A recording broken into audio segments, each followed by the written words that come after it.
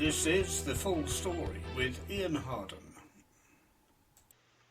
Hello everyone, welcome to The Full Story. My first guest on the run-up to the Nicky Grist Stages is Proton Iris driver Oliie Mellors. Good morning, Ollie.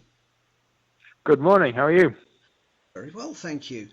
Now, you did the British Rally Championship in 2020 before it all ground to a halt thanks to COVID.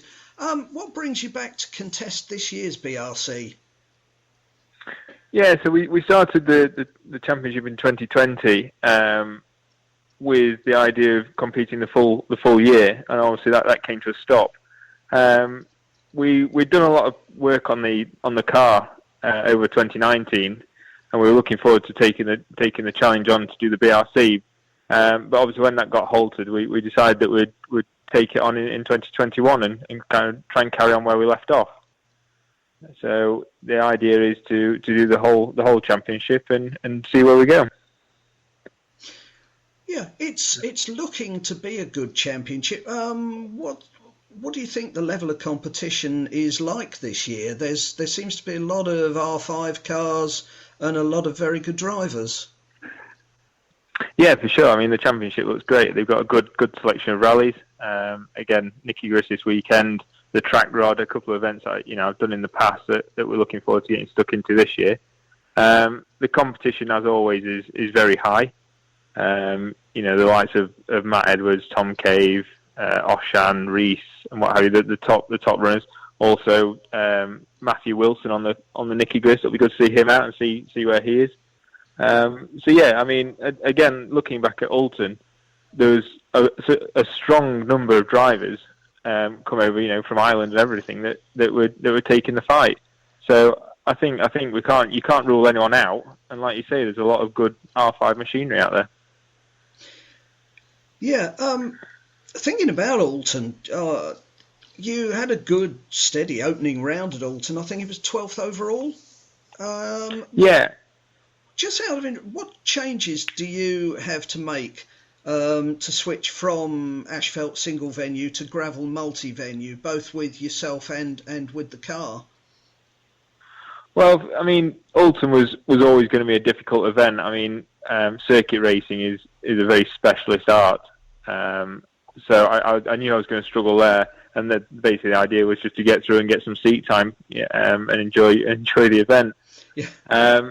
Again, going to Nicky Grist, like you say, there's a lot of changes. We changed a lot on the car to become a gravel car, and driving as well. We did a test yesterday to get back into the rhythm, because obviously it's been about 18 months since we did a proper gravel rally.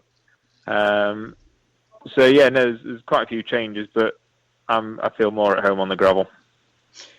Yeah, I've got you. The Proton Iris always strikes me as a very good, strong, steady car. What strengths does it have to make it a competitive car? So there's a few things we've done, because obviously the likes of Skoda and Ford and everyone have that big backing name behind them, so everyone runs to them because they think they're the best. We've kind of designed our car to be over-engineered, if you like. With running things like the Cosworth electronic system, Riga suspension, X-Track transmission, few things like the suspension, wishbones and arms and everything are all solid aluminium rather than being tubular steel. So we gain a lot because of the minimum weight they've got to be. They're good chunky items, so they can withhold bigger impacts. And again, we've built it to be a strong car. We have the benefit of a wishbone setup on the front rather than a T-shaped cross member. The wheel base is actually longer than most of the other R5 cars, even though the car itself is a lot shorter. So you don't struggle with the back end, carrying the weight around the back end. So in general, it's a good little package. Yeah, it always strikes me as being as going well. Is it as developed as it can be? Is this the ultimate, or is there more to come from it? I would say there's there's quite a bit more to come with careful development. Yeah, I mean we've done a lot of work over the last year or so, which is why we're so keen to showcase it in the British Championship. Because, like I say, we've done a lot of work on the software side of things. I think the general setup and dynamic of the car is we're very happy with.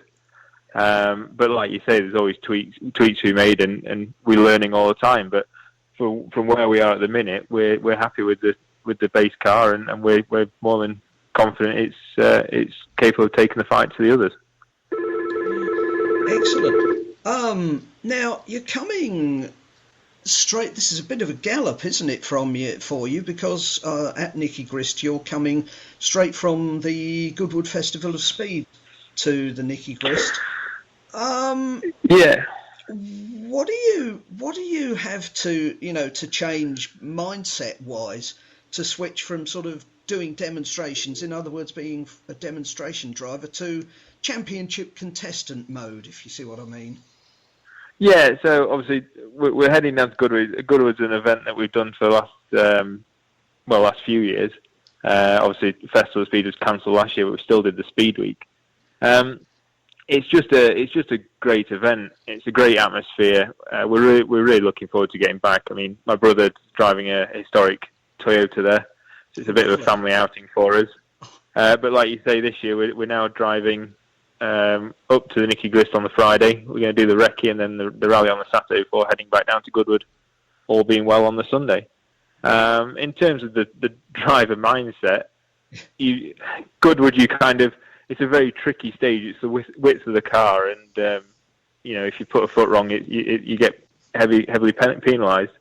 The Nicky Grist, is looking at the footage of the stages, it's going to be a very, very fast rally.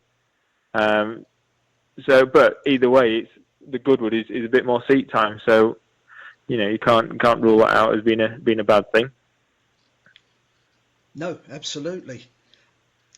Thank you very much for your time today, Ollie, and no problem. Thank you. Best of luck for this weekend and for the rest of the season. Thank you, and no doubt we'll speak soon.